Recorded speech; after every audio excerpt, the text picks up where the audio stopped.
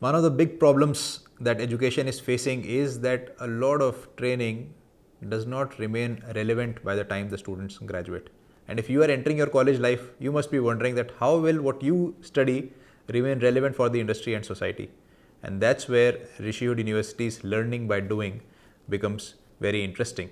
So imagine you are an economics student and you have been given a problem statement by the municipal commissioner that increase the revenue of my city. Imagine you are a BBA student and you've been given a problem statement to increase the productivity of a manufacturing unit.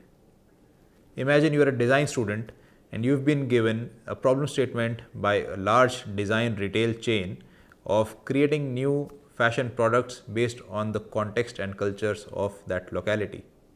These are some of the kind of problem statements that we integrate in the Rishihood curriculum in all the programs at the undergrad and the postgrad level.